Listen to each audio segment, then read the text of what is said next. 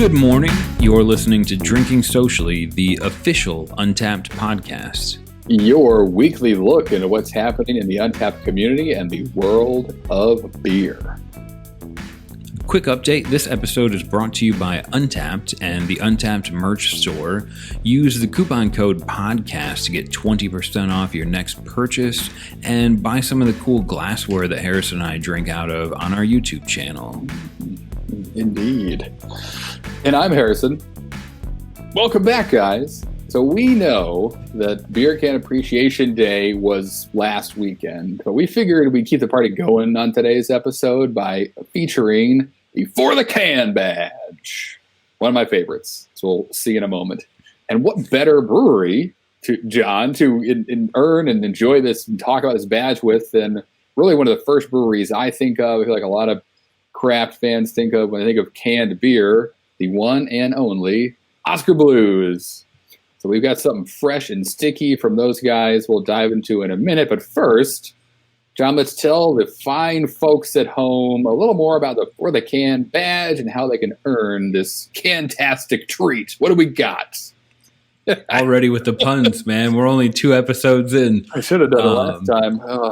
I'm late. So, For the Can, this badge is newish on Untappd. The hint or description you'll see is that canning is all the rage, and it's not hard to see why. It travels well, it's more environmentally friendly, and you don't have to carry your bottle opener. And even though all of those are true, it's the bottle opener one that I can relate with so many times when Harris and I are getting ready to record an episode, and I say, wait, hold on, I forgot. Anyways, so we started doing these, it's kind of like, I call it in my head a serving style badge, because the only way you get it is by, when you're checking in, you say whether this is a can, a bottle, draft, etc.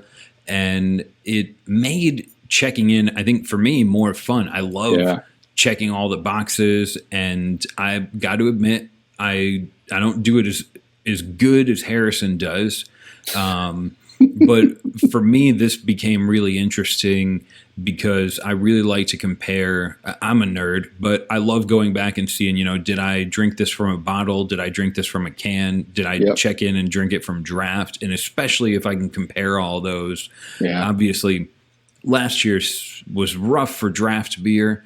But for me, the one that's been the hardest to tick off is the taster one. And you get a badge for checking those in as well, but usually if I have 4 or 6 beers in front of me, I take one picture and I kind of say I'll check these in later, and the next thing I know, we're Ubering to the next place and I'm looking for a cheeseburger. But the serving style badges, they've been a hell of a lot of fun because every beer you drink, it's either a part of a flight, it's part of a tasting, a can, bottle, etc.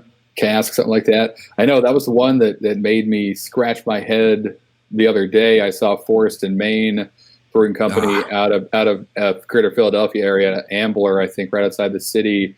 They started boxing some of their cask beer. So I think there is a cask serving style option. That would be the right one there, I believe. But it's a box of beer, much like a box of wine.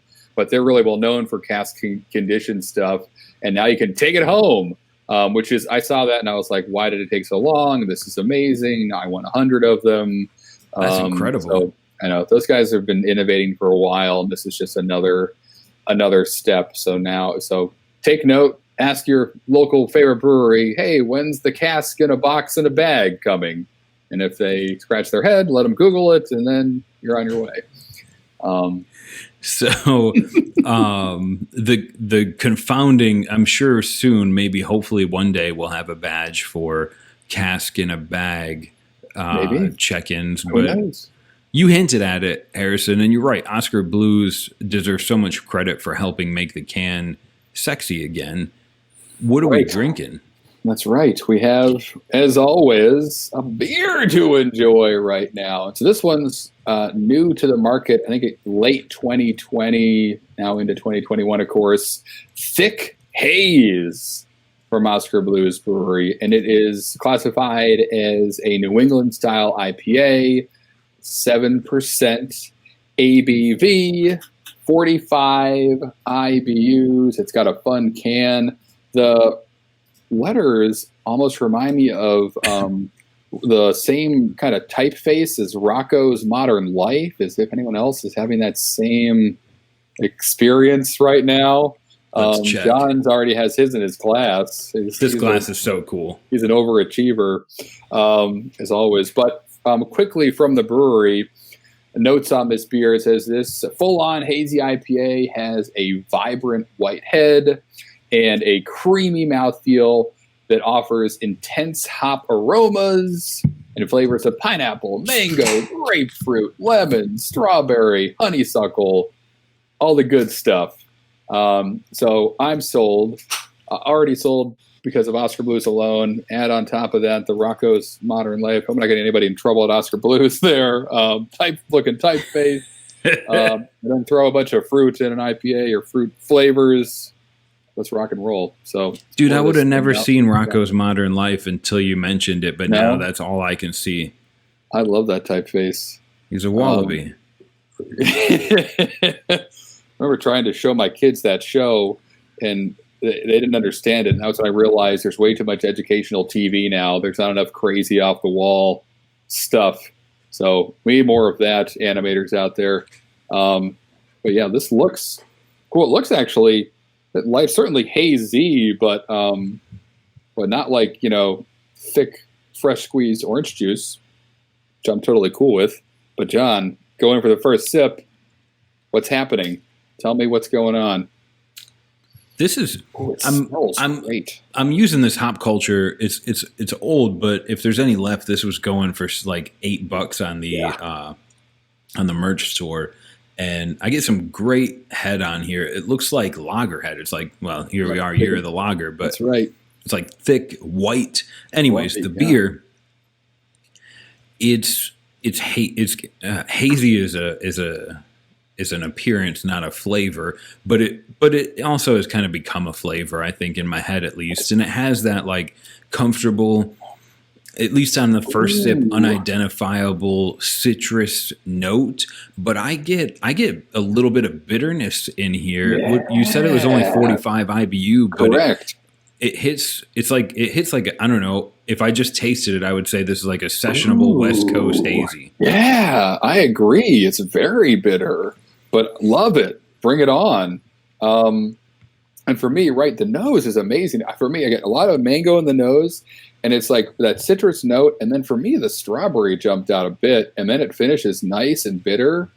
This is awesome. And obviously, again, like they're so well known for Dale's Pale Ale and Deviant Dales and Gordon, which is now Goodnight, and like really hop forward, bitter beers. They kind of built a name on that. So Deviant Dales, I remember getting my butt kicked on. I was like, whoa, never again. I know. That was such a great beer. And I have somewhere a tap handle that says Gordon on it because I heard from the rep they were changing the name to Goodnight, and we had a Gordon one, and I was like, this is coming home with me tonight. Yeah. So that's somewhere in a box that I'll never find and have no real use for. But yeah, no, this is unexpected. I mean, it looks, again, hazy, kind of John said, it's a range. Like this is absolutely, not see-through. There is a haze to this, but it's not turbid. And actually, I like beers like this. If you're talking about the New England and how that's kind of become everyone's interpretation of it is a little bit different. This rocks. This is right, but it's more, in my opinion, and I think you share this. It's like a West Coast, closer to almost what. What would be something else this reminds me of? A little bit of the Bear Republic in there. There's got to be Columbus or like Racer 5, a little bit of Racer 5, which is such a great beer. That's also got that West Coast. It's very bitter. This is awesome. Yeah, they don't tell us specifically what hops. And usually when I drink a hazy beer, like I can't really even find the bittering hops, the early edition hops. It's hard for me to recognize them. Obviously you get a lot of the late edition as a hazy beer. But you're right, the more I drink it, I get pineapple's probably the easiest flavor for me to pick out. Sure. But it's the balance that make this beer. It's 7%. Right. I guess after a while you'd realize that, but it's so I so well balanced that the bitter just makes me want more of the pineapple, which makes me want more of the bitter. And this is a beer I could drink 6 of without much trouble if I were in a safe place. Yeah, and diving into Oskar Blues website, they do shed a little bit more light on the hops that's in Thick Haze. Coming right from them, it looks like it's a combination of Galaxy, which is high in alpha acid, so that may lead to the bitterness. Cashmere, which is a hop that really had a moment last year and a lot of fun. Calypso and Eureka added during the dry hopping process. So amazing, kind of like some new world hops, some new age hops. This is and some big alpha acid punch on here. So impressive that it's saying it's 45 IBUs. We'll leave that up to you guys to judge with your own palates when you get your hands on it. Because this is, this would scratch that West Coast IPA itch for me. Absolutely. Yeah, I think it's just going to become a running gag that one day we'll do an episode about IBUs. But I think the TLDR on IBUs they're fake. Right. Describe purple. It's magic. Exactly. That's it. I guess I love that. Right. They started with a good intention, but there's too many variables to make them accurate. So IBUs are at least like their direction, right? Go that way. Right. But after that, it's up to you. I agree. And also, yeah, I mean, yep, I love it. But this is delicious. I am enjoying this thoroughly. And so just to keep you for a second here talking about this beer, so Oskar Blues, synonymous with cans. I don't know if I can say this accurately, but I feel like they invented the crowler as well. If not, they're the reason that crowlers exist for the most part in North Carolina, at least. Tell me what an amazing marketing effort or fail it would be if you went to the store and you saw like Dale's in a bottle. It'd be weird. I'd buy it. Sure, just because. But it almost happened. I mean, we covered this last season, but with the can shortage, Oskar Blues was one of the breweries pulling off, mislabels and relabeling them, specifically for Dale's Pale Ale. So and they made a note in that specific label saying like, "Hey, sorry, this can looks a little goofy. We're dealing with a can shortage because it was a Dale's Pale Ale wrapped around what might have been like an improperly labeled other Dale's can, or for whatever reason. I mean, anytime you can." There are always going to be kind of inconsistencies or cans you remove from the line because the label didn't line up or it got kind of dented a little bit because someone dropped it off the forklift or whatever. All things that with time can be rectified, and if you need them, you can make it work and sanitize it and all that stuff, and it's fine to fill with beer. But yeah, you're right. I mean, again, I said in the beginning, and I mean, all they do is can. They don't have anything available in bottles, Oskar Blues. So it would be weird, but I'd buy it, of course, right away. Same. A bottle of the Dale's, that'd be very interesting. Who knows? They're the kind of cool brewery that may come out of nowhere with like a bottled lager, and everyone would be like, "Of course they did this." So, but their whole thing is like, grab a Dale's, head to the mountains, go ski, go kayaking, go adventure in the world, and that's why it's in a can. Glass is going to slow you down. Just as the hint for the badge dictates, you got to go anywhere with a can, and that definitely fits right into Oskar Blues kind of overall vibe and stuff. Yeah, they're pretty actionable, not just saying words to say them, but on their recycling initiatives and canning. Bottles can be recycled as well, but for some reason I feel like cans are just easier. You can crush them at home and you can fit more of them in your recycling container so you can drink more. It's a win-win. So about this for the can badge that is the feature of this episode. So it's pretty simple to earn, as we kind of alluded to in the intro. All you have to do is when you're checking in, just tell Untappd that you're drinking your beer from a can, or it was in a can at some point. You can also pour it in a glass. You do the same thing for bottle or draft. We did some reviews last year of like what were the top serving choice, and draft most often is going to win because you're drinking a beer on draft. It's sometimes a little bit more celebratory. I can't say that chasing the can badge makes me buy more cans, right? I usually pick my beer on other variables, not just what's the container they come in. I'm not that fortunate to be that picky. But it's a levelable badge up to 100. Harrison, do you know where you're sitting on this one? I do. I am at the mountaintop.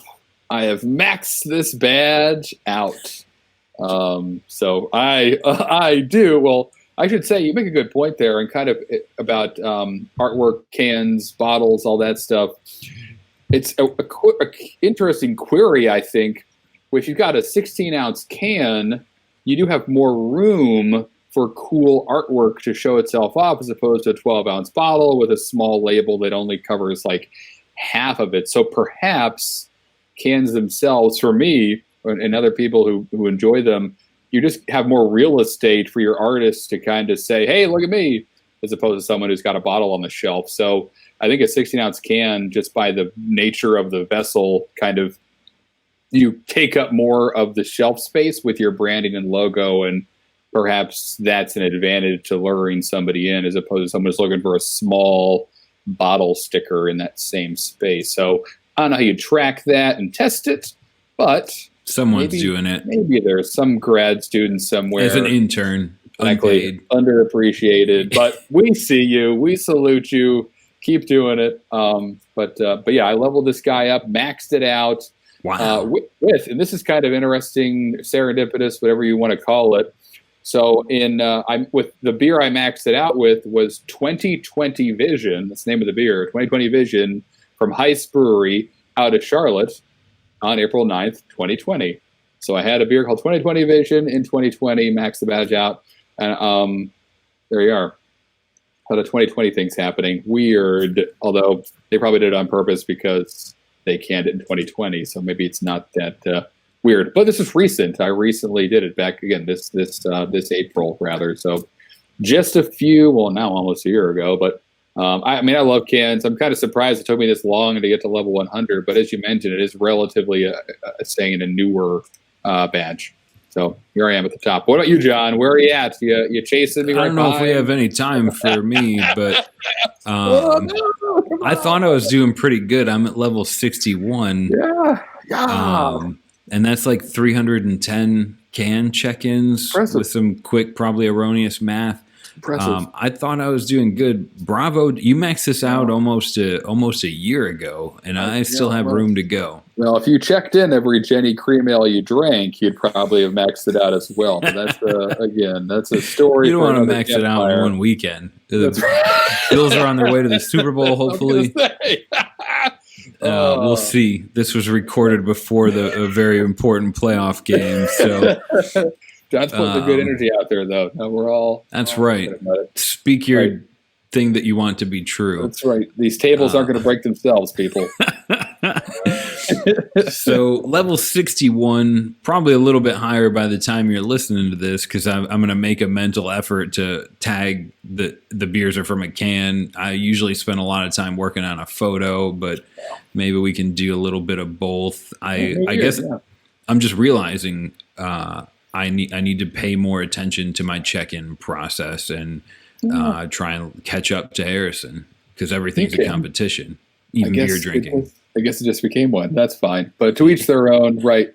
What unlocked that one, the most recent level for you, John? Do you remember? Yep. So the last level was Send Help from Flying Machine. Ooh, nice. It's a big adjunct heavy stout they did. They're a local brewery to me here in Wilmington. Yeah. And 2020 was everybody had problems in 2020, but for me, one problem that turned into a great opportunity was getting to appreciate a lot of my local beer, and Flying Machine became a big fan of them. And it was a big beer.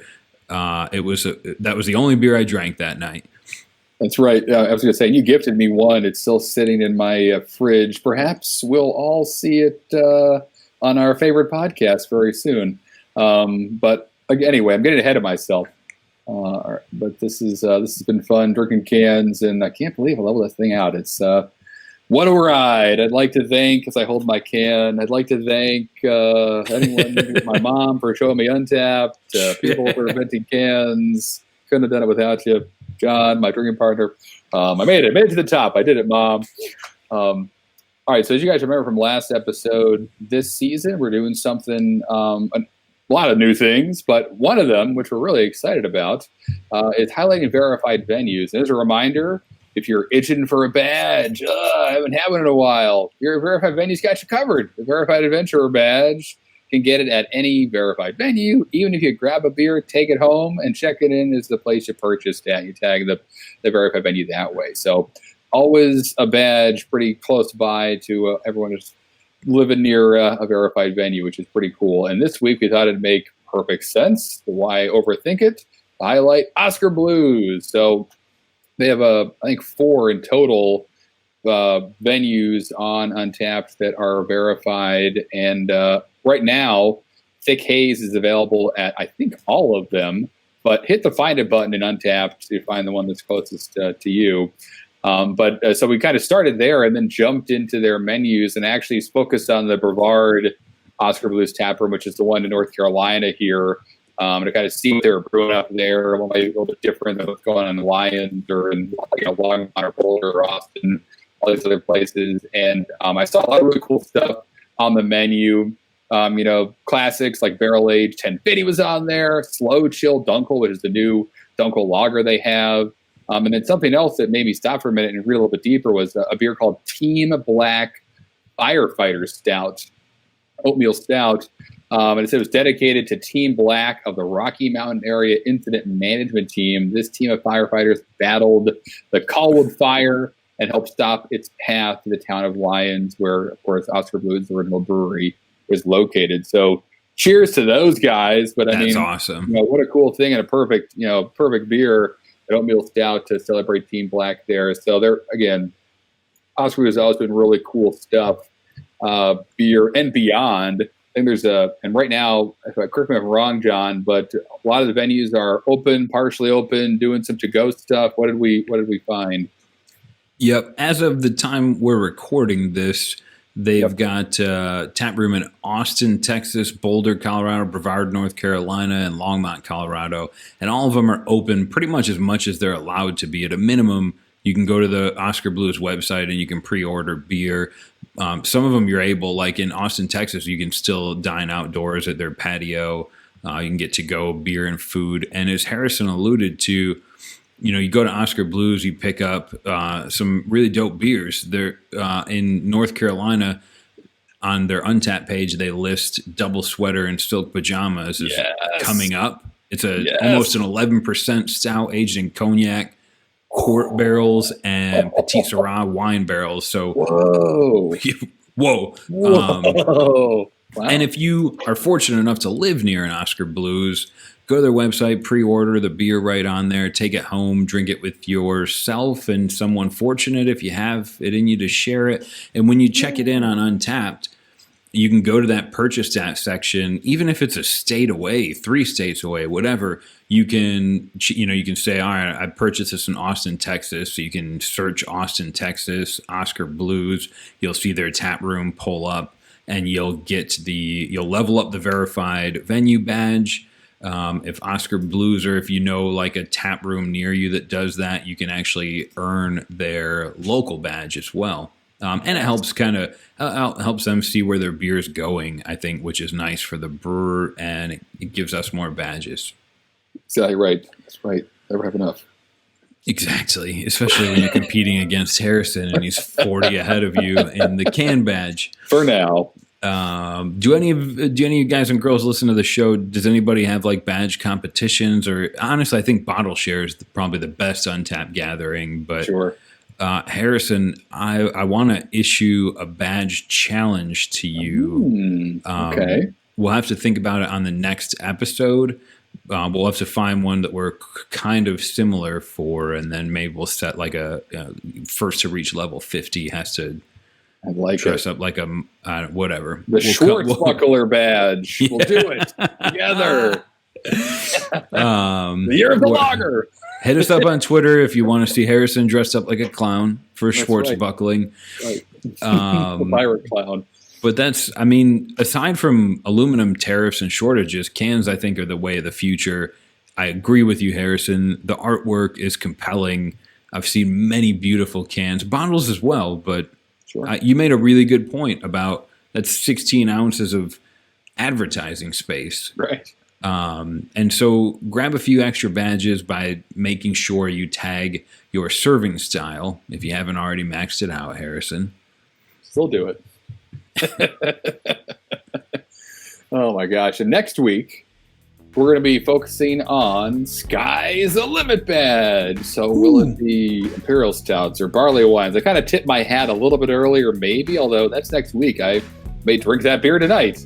We have no idea. So tune in next time, see what John and I dive into a little bit more about the Sky's the Limit badge and whatever else we drum up to talk about. And make sure to follow us on Twitter at That Beer Podcast, on Instagram. Check out all the episodes you missed at podcast.untappd.com.